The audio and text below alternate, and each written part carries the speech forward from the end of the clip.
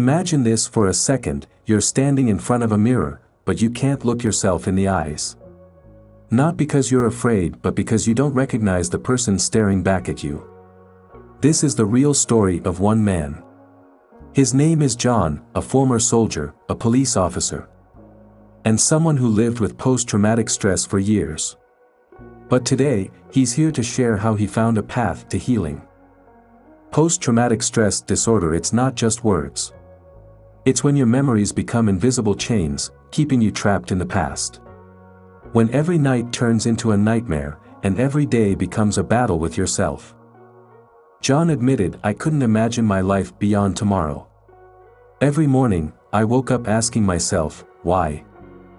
But one day, John heard about a method that changed his life. It was a simple yet powerful tool: writing an autobiography. The idea was this: divide your life into 7 stages. Each stage is a chapter where you describe the most important events, especially those that still evoke emotions.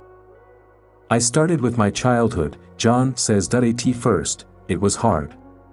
But the more I wrote, the clearer my story became. It was like piecing together a shattered mirror of my life. But writing alone wasn't enough. To heal, you need to face your demons head on. John began practicing an unusual technique. Before bed, he would recall traumatic moments, not too vividly, so as not to harm himself, but clearly enough to stop them from being shadows lurking in the corner of the room. "It's like talking to the dragon that once burned you," he explains. "You don't run. You stand there and look it in the eye." But John realized that trauma isn't just personal pain. It's a confrontation with the dark side of human nature. To accept it, he began reading books that uncover the nature of evil. One was called Ordinary Men. It tells the story of how ordinary German policemen became participants in horrific crimes during World War II. Another book, The Rape of Nanking, described brutality that shocked the world.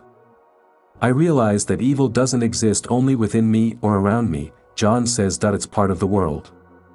And if I can accept that, I can move forward." Today, John lives a full life. He no longer hides from his past. He has accepted it, made sense of it, and found the strength to keep moving forward. His story is a reminder: trauma can break us, but it can also become the start of a new path. The key is to not be afraid to seek that path.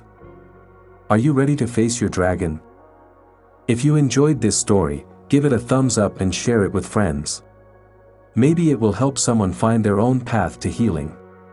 Subscribe to the channel so you don't miss new stories about resilience and overcoming challenges. Until next time.